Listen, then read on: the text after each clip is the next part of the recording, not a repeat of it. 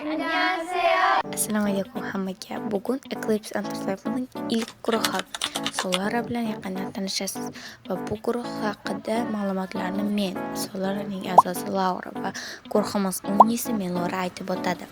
Solara bu Eclipse Entertainment'ning ilk qizlar guruhi bo'lib, 2025-yilning 29-dekabrda Last Christmas qo'shig'i bilan debyut qildi.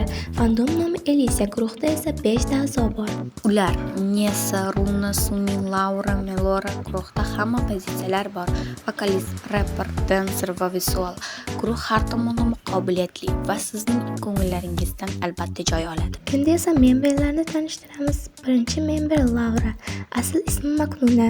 2012-yil 7-iyulda tug'ilgan. Millati o'zbek. Guruhdagi o'rni main dancer.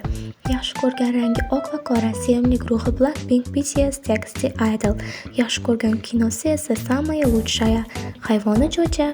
Endi navbat Meloraga. Guruhimizning umuman olganda hozircha butun entertainmentning eng katta memberi. Bu Melora. Asl ismi Malika. To'liq Malika 2001-yil 2-noyabrda tug'ilgan.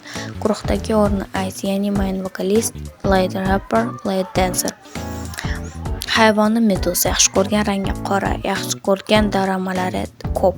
Tarbadar ruh, quyosh oblatlari, tezlik va sevgi eng yaxshi ko'rgan K-pop guruhlari. Blackpink, Baby Monster, Stray Kids, BTS, Hypen, Elite, Aespa aslida juda ko'p. Hozir sanab bera olmayman. Guruhimizning yana bir memberi Sumin. Asl ismi Naima. 2012-yil 22-avgustda tavallud topgan. Millati o'zbek. Guruhdagi o'rni main rapper. Hayvoni olmaxon. Yaxshi ko'rgan rangi qizil va qora. Eng yaxshi ko'rgan K-pop guruhi Seventeen va Stray Kids. Yaxshi ko'rgan doramasi esa Yorqin Tarvuz. Bizning yana bir memberimiz bu Runa. Asl ismi Pari. 2012-yil 23-aprelda tug'ilgan. Millati o'zbek. Guruhdagi o'rni vizual va light rapper. Hayvoni ayiq. Sevimli rangi qizil va qora. Sevimli daramasi Sezonning oshpazi va uning eng yaxshi ko'rgan guruhi BTS va Blackpink.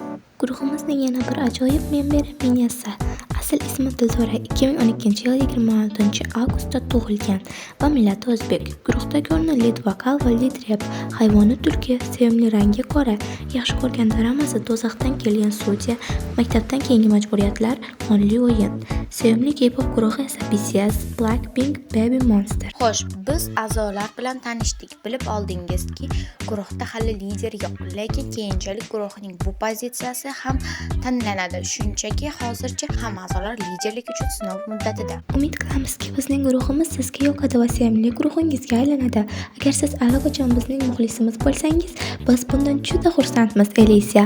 Agar bizni endi kuzatishni boshlagan bo'lsangiz, albatta davom eting, chunki biz albatta eng zo'ri bo'lamiz. Ko'rishguncha xayr.